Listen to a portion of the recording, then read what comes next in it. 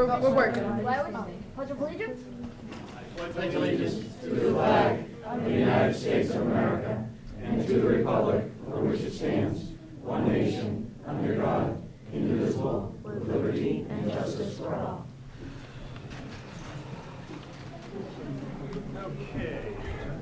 There are no agenda adjustments, and I'll entertain a motion to accept the minutes. So moved. Second. David Hanson and Whitman. All those in favor? Unanimous. Okay. Next we have the spotlight. Oh yes, I do have to read this message. We will be going into executive session tonight for the purpose of discussing strategy relative to collective bargaining for both Unit A and B, and for the purpose of discussing strategy relative to litigation in matters involving Deanna Shine and Laura Valor, respectively. Because doing so in public session may have a detrimental effect on the bargaining and litigation position of the school committee, no other votes will be taken following the committee's return to executive session except for a vote to adjourn. Okay, now we have the spotlights. Cheerleading team recognition. Sammy. Oh. Megan, you can stand right there. Yes, wherever you come. Okay. Help me out. I'm going to be your buddy. Okay. That's it. Just read. We completed all of our goals for this year. We had dedication and teamwork we needed to succeed. We made it further than we have ever before. We were league champs and top 5 in the state. We wouldn't have gotten there without practicing every day and getting our routine choreographed by Allison. We all took a tumbling class with Jane once every week. Our team always tried our hardest. We never expected this year to turn out as good as it did. Our goals and expectations are higher for next year. Our goals is to get our skill level higher and gain the tumbling that we have been lacking so we can raise our score higher than our scores from this year. We have already started fundraising and some of our girls are going to get an early start on tumbling classes at Cheer Essentials. We all just need to stay in shape over the school year and summer to be ready to get back into it. We all hope for a good year next year. We would all like to thank Marie, Alyssa, and Angela for everything that they have done for us. We couldn't have ever made it this far without any of you. You always believed in us, even when we didn't. You guys pushed us and always supported us, no matter what. Thank you, and we love you.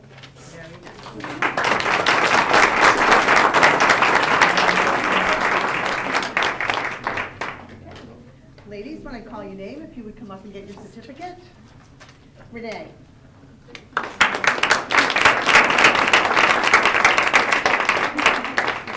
Congratulations. Come on. Oh. Practicing graduation. Courtney.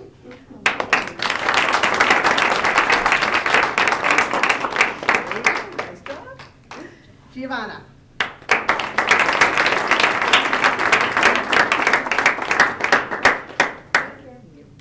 Congratulations. Brittany.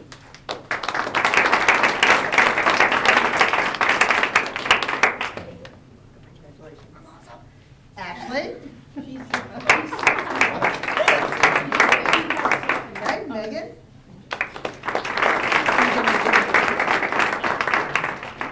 Rachel.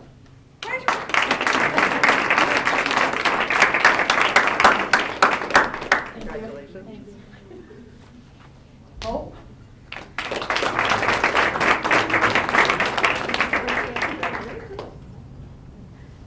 Diana.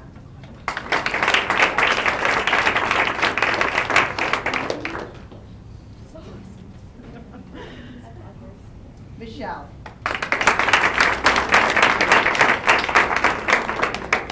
Kayla. And Jenna. Not here. Anybody move? Nice job.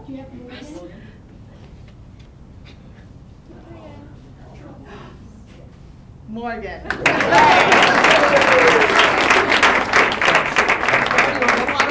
Congratulations. Okay. Thank you.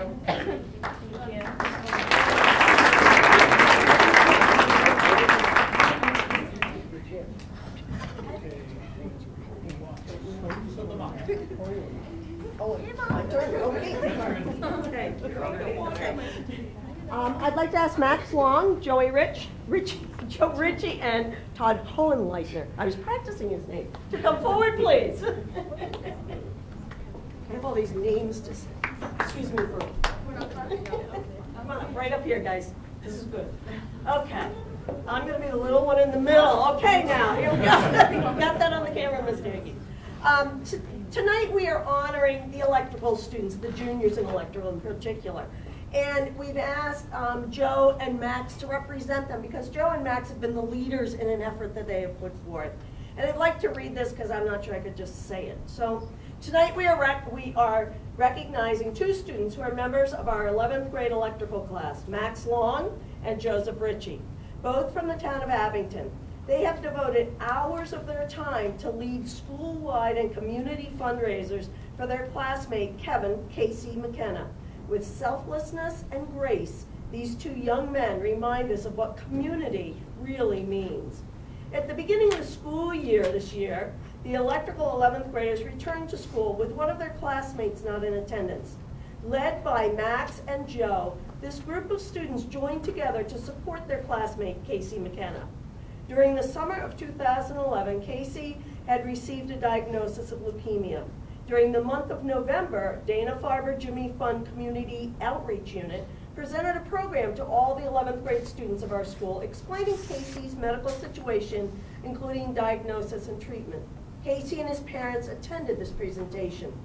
At the conclusion of the presentation, Max and Joe and many of the other electrical 11th grade students stood in front of their classmates, encouraging this community to get involved to support Casey and his family. These young men rallied 160 11th grade high school students to brainstorm different ways of fundraising and of supporting their classmate and his family. What has happened since November? A successful blood drive in coordination with Casey's family, the Dana-Farber Foundation, and other community groups. The sale of Casey Crew wristbands that have already raised over $900. A school dance that's being sponsored at the end of this month, and there is many, many more activities to come that these young men will lead us through.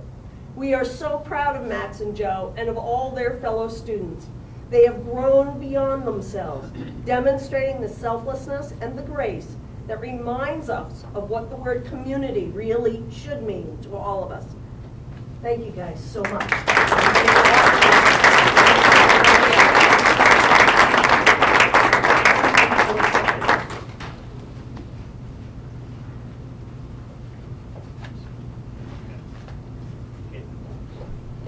All the good stuff's in here. Mrs. Dutch? I'm coming. South Shore Vocational Technical High School Student of the Month is hereby granted to Joseph Ritchie and Max Long for excellence in performance, granted January 18, 2012. Congratulations.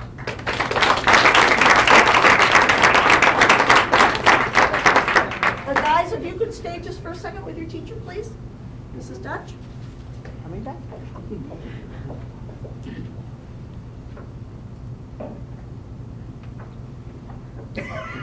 Yes, we're going to embarrass him. This month, our Employee Spotlight recognizes Todd Hohenleitner for support in fostering a sense of community here at South Shore. Todd is in his second year as an electrical teacher. Early in the school year, the students in the electrical program were informed that one of their classmates was ill and would be spending some time out of school. After being approached by his 11th grade students, Todd helped the students coordinate school-wide and community fundraisers, including a blood drive and selling wristbands for the benefit of his classmate. Todd is a hard-working teacher who found a way to balance his busy teaching schedule in order to support this very worthwhile initiative. It is evident that Todd responds to the needs of his students, both in the technical setting and in assisting them to support a classmate. Throughout the school year, Todd has been a quiet force behind this initiative, not seeking recognition or thanks. Through his actions, he reassures us all that the community spirit is alive and well here in South Shore.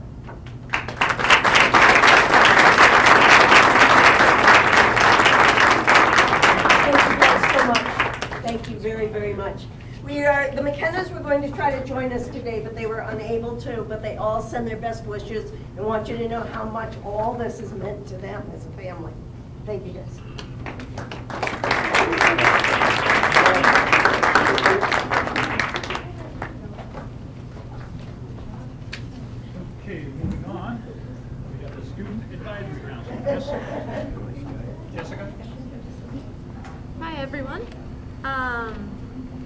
As Ms. Titus was just saying about Casey's Dance is going to be next Friday, and I'm sure it's going to be a good turnout for that.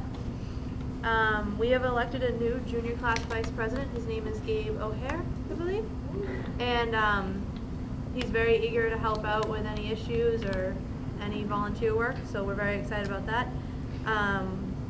We might be looking for a freshman vice president. We're not sure yet, deciding if it's too late or not. We also are going to have a meeting with Miss Berry about the lunch programs. We're going to try to improve them somehow, you know, try to get more food that kids like a little more, keep the dishes that they like. Environmental science, we chose a design for some t-shirts. We're hoping to take some of the money we raised, put it towards the t-shirts, and hopefully make a little more so that we can have a greenhouse put in next year. Blackout Bullying Day is going to be on January 25th, and it was a day designed for, it's actually no name calling day. Everyone is going to be wearing black to show that we want to stop the bullying and help out. And Outdoor Adventure Club is going on their ski trip soon and snow tubing. And wrestling had a match today. I don't know how it went, but They're still wrestling. they're still wrestling. So I hope it's going well. And the basketball girls, I heard, are doing pretty good also. And that's about it. Yes. No? They're playing better. Let's put it that They're way. playing well. They told me they were doing good. We're trying. Yeah. We're trying. Thank you, everybody, very much. Go.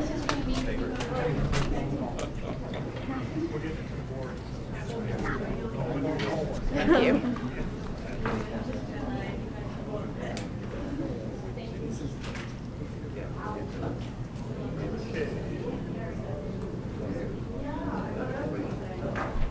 And now we have our reports. We'll start with the treasurer's report.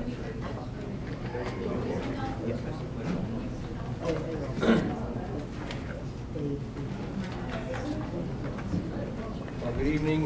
We sent you out the treasurer's report in the package with a wintry motif that we haven't seen yet. Thank God. So now this is the 6-month report for the fiscal year. And I usually like to do a little more in-depth analysis of how we're doing. I'll give you a little better picture of what I think the budget's doing currently. Page 1 is our summary of financial position. It looks like we have a lot of money in the money market. It's over $2 million, but 1.1 million of it came in on December 31st. The last day of the month, we received our Chapter 70 quarterly payment and 1/2 of our pupil transportation money, which you'll see on the next page when I get to it. Believe it or not, our Mass Municipal Depository Trust interest earnings went from 20 basis points to 32.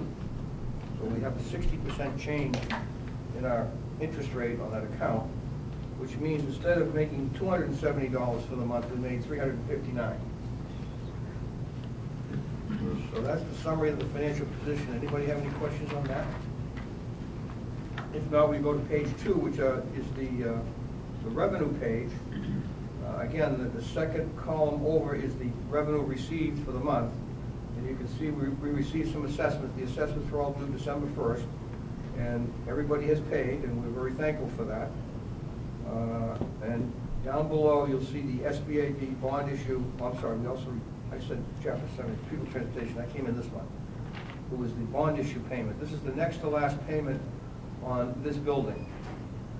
We have one more payment a year from now, and then this building will be done. This week. Yeah, so that's why we have a next budget. We have two payments, one for the building, one for the roof and the windows, and the final one on this building, this part of the building. And the Chapter 78, the $903,000, is 1/4 of our entitlement for the year, and that comes at the end of every quarter. On the miscellaneous income, I just want to point out that way over to the right-hand side, that's showing $42,000 favorable to budget. So we have $42,000 more than anticipated. And that's really the money that the teachers on workers' comp are turning over to me, turning over to us, the school district, not me. And what I plan to do is, I'm gonna use that to fund the shortage on workers' comp that you see on the next page. So, all right. Well, that's why I'm leaving it negative. What's gonna happen at the end of the year, that'll be negative, and miscellaneous income will be negative, and it'll offset in the bottom line. Any questions on the revenue?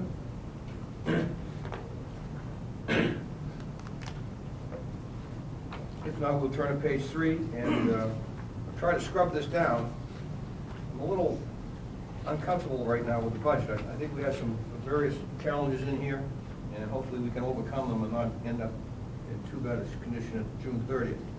Line 1, salaries and wages. Right now I'm projecting that we're within 1% of that line. And that's really tight at the 6-month term because there's still some things we don't know that may happen between now and June.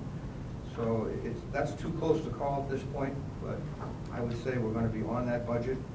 Of course, that's 66% of the budget, so that's a good thing. Line 2, workers' comp, we spoke about the $37,000 minus, and I'm going to offset that with the plus on miscellaneous income. The unemployment payments, line 3, has started up again because they extended unemployment for some people who were employed here 2 years ago. And we replenished the unemployment fund for $2,600 last month. And I don't know how long that's going to go, so I have no idea. But I have $22,000 left for the rest of the year. And hopefully that will cover us for 6 months anyways. Line 6, professional improvement. It's only spent 43% of the line item, but that's not unusual because a lot of the teachers will hold their stuff or finish their professional improvement in the spring, and we'll pay it off June and July. So that looks okay. Line 8, utilities. If you recall, we lowered that number because we were doing so well on our conservation efforts. And as of this point, even though the prices have increased significantly, because of the mild winter, we have spent 16% less than a year ago for 6 months. So that's a good thing. Repairs and maintenance, line 9, looks about the same. I don't see any issues there unless something significant breaks. Line 12, legal and professional fees. We only have $10,000 left, $10,612 for the next 6 months. I have no idea. We haven't received a bill in 2 months from our lawyer. So we're just waiting to see what happens there. Line 14, payroll taxes. Every year I mention this. I can never gauge this right. Right now I think I'm short around $8,000 when we get to the end of the year. Line 15, health insurance. We are pretty much on that number right now. So it's $1,029,000 for health insurance, and it looks like we're not going to go over that unless some things happen. But right now I feel comfortable with that number. Line 16, pupil transportation. I'm estimating that I'm going to be short around $40,000 in that account. What's happening with the high cost of gasoline, we are busing more children, more students than we have in the past. And in fact, we added a new bus route at the end of last year, which we didn't have in this budget. So unless things improve, we're going to need to move 40 grand in there. Now, the nice thing is what we spend this year, we're supposed to get back next year. Well, yeah. Well, this year we're getting back 58% of what we spent last year. It's supposed to be 100%, but it looks to me like we may need 40,000 at this point. The other line 21, maintenance contracts looks okay. Line 23, books and instructional supplies. They have spent 58% of the budget at this point, and there's only $49,000 left on that line item. The problem is we cut that $100,000. So the departments only have 49 left for the rest of the year. And we just have to see what happens. But it's going to be tight. On shop supplies, we have a similar effect. They've spent 51%, and we cut that line item $110,000. But they do have $179,000 left for the next 6 months. So hopefully the shop supplies and equipment will make it. I'm not optimistic about the books and instructional supplies. And we have to be careful that it does not affect the the educational experience of the students. Let's say, you can't have a paper today, right on a desk. So we'll be looking at that closely. The only other thing I want to point out is number 34, capital outlay. We have spent the capital outlay. The bus was delivered. We have a new school bus delivered yesterday, and the carpentry van is on the way. So capital will be cleaned out also. Those are the things I found important. Again, I don't feel too bad off, but I really don't feel 100% comfortable either. Anybody have any questions that anything I didn't touch upon, or would you like some elaboration or anything? If not, we'll go on to page 4, which is the pie chart for the month of December. And again, that one is just there for information. I like the page 5 one better because it represents 6 months cumulative. And as you can see on the revenue side, the Kelly Green pie chart is the largest, and that's the assessments from the communities. You can see how much they contribute compared to the red, which is the Chapter 78. Again, as I mentioned, when we look at this years ago, that was reversed. The state would provide more than 50% of our revenue. And down below are the spread of the expenditures through the first 6 months, and the Kelly Green piece being the biggest, salaries and wages. Any other questions on the treasurer's report? There are no budget transfers at this time, Mr. Chairman. Make a motion, we accept the treasurer's report. Second. Hanson and Cohasset. All those in favor? Opposed? Unanimous. Thank you. Okay, Chairman. I don't really have anything. No, at this point. No. And I have nothing at this point. And subcommittee reports. You'll see me business. Superintendent Director. Thank you, Mr. Chairman. Just a couple of items on my report tonight. Last month, Crystal Bluesy was here showing us the capabilities we have of supplying members with information electronically. I wanted to report back to the committee that I spoke with a representative from the Attorney General's Division of Open Government, and that they have no concerns with that method. So whether that is emailing out a paper mailing to committee members in a single PDF document, or that's creating an electronic file cabinet that members can access. The caution that I think is appropriate that they bring up with, it's just a general caution with anything relative to electronic communication, is to avoid a deliberation. So our goal is to have one-way communication, and there is a feature on the website where this is stored that when Susan uploads the documents for a monthly mailing, you can basically click on an icon to alert you as to when the page is being changed.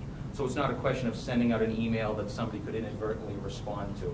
The key, it's entirely appropriate to discuss, hey, what time is the meeting, or can we move it to Wednesday? That's not considered a deliberation. But if there was a matter that is part of the public body's discourse, it should be done at a public meeting. So absent that, my report from that office was that that's perfectly appropriate.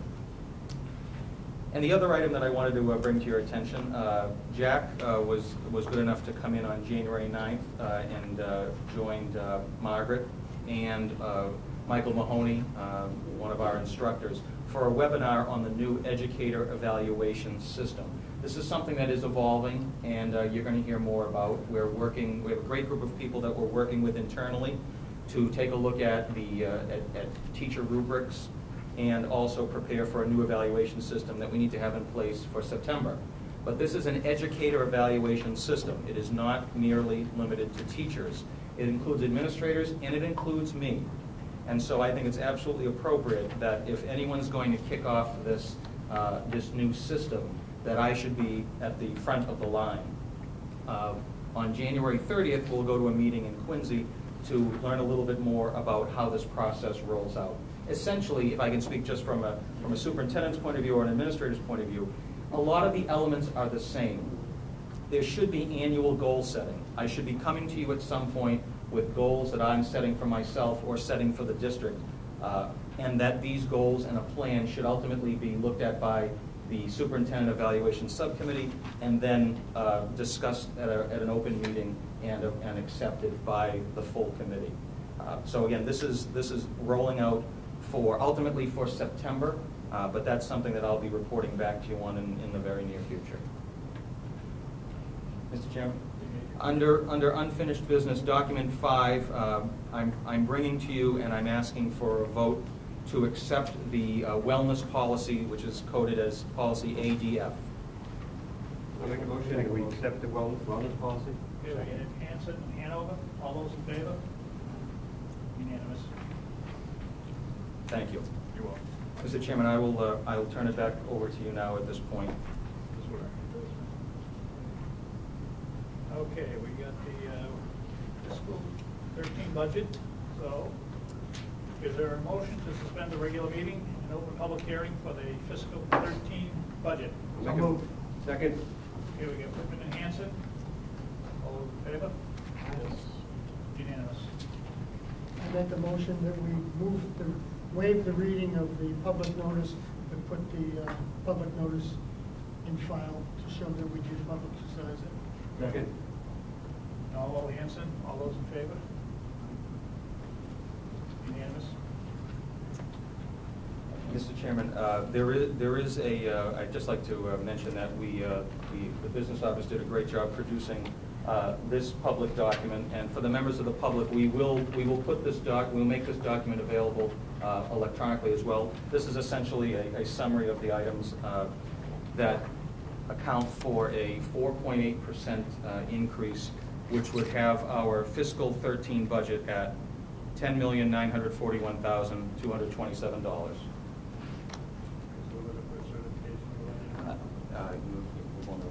There's no comment from the public. We close the hearing. Okay. Is there any comment from the public? Seeing none. Is there a motion to close the public hearing and return to the regular meeting? So moved. Yes. Hanson and Cohasset. All those in favor? Aye. Unanimous. Okay, so we move on from that. Okay. Is there a motion relative to the fiscal year 13 budget certification? I'll make the motion that we accept the budget. Hanson, do we have a second? No. No. All those in favor? Aye, it's unanimous. Okay. Thank you, Mr. Chairman. If I just may mention before we move on, I did get some assessment, the minimum contribution numbers today from the state. They're going to be officially public next Wednesday. I was unable to obtain a Chapter 70 estimate from anybody I talked to. I'm hoping that when the governor files his budget a week from today, they'll be able to access at least what the governor has recommended. And I'll probably then calculate some preliminary assessments so you get an idea. But the minimum contributions did go up because of the increase in students. In total, they went up around $300,000. And that number is usually about 70% of the assessment, depending on what happens with our state aid. I didn't want to give out the real numbers because the state aid would dramatically change that increase, but they are up. I think 2 towns, Whitman and Hanson, are the only ones that are up slightly. Cohasset is tripled. These students are tripled. You went from 3 to 9. And that's true. And you're a wealthy community. Time for a new limousine. So you'll probably be getting something in the mail from us next week, I hope. That'll give you an idea of what we said. If you have any questions about it, call me when you get it. Okay, just so you know, I have to present that budget February 7th. Okay. Want to continue on the new business? Thank you, Mr. Chairman. Document 6 in your packet I'd like this document to serve as the first reading for a revised concussion policy and regulations. In order to meet Department of Public Health requirements, this committee did approve last month an interim policy. My plan would be, having brought this to the policy subcommittee earlier this evening, that I would put this on the February agenda for your approval. Under item 8B, Community Innovation Challenge Grant Application, which is document 7, I'd ask for your support to allow Jack and I to sign an application document which would put us as part of a group grant, which is being led by joined by no fewer than 10 school districts, including Norwell, Whitman, Hanson, Hanover, and Abington in the North River Collaborative. If we are successful in obtaining this grant, the monies would be used to help schools deal with the increasing demands of data collection and technology support. There is no cost to be part of this, and were we to get this grant, we can opt in or out of whatever services that are provided through this grant. Now, entertain a motion. I'll make the motion. Hanover, second. Whitman, all those in favor? Unanimous. Thank you. Under 8C, I'd ask for a motion. I've listed 6 items to be surplused. Make a motion that we surplus the items mentioned. Okay, we have Hanover and Hanson, seconded. All those in favor? Unanimous. Thank you. Under 8D, which is document 9, we have a donation to metal fabrication welding of some angle iron and bar stock, estimated value of $1,980 from Robel Engineering. I'd ask for your support on that. Cohasset? Rock?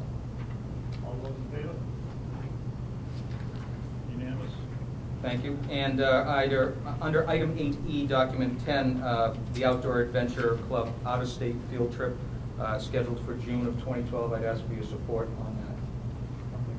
Cohasset and Hanover, all those in favor? Approved unanimously. Thank you, Mr. Chairman. Now we move on to warrants. Okay. Warrants for approval. I make a motion that we approve warrants 11, 12, and 13, totaling $1,334,999.92. Second. Okay, we have Cohasset, make a motion, Hanson, second. All those in favor? Unanimous. Are there any requests for action? Okay, now we'll go into a. What about the other thing? We'll discuss that. Yeah. No, we'll do it this week. Thanks.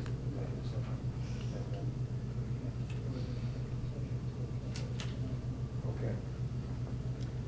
Okay, so now for the purposes of discussing strategy relative to litigation, collective bargaining, I'd ask that we have a motion to go into executive session. Make a motion.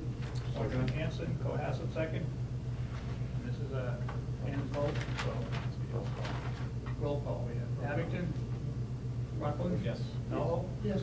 Hanover? Yes. Richard, yes? Yes. Cohasset, yes. Whitman, unanimous. Okay, we are in executive session, gentlemen. 5 minutes.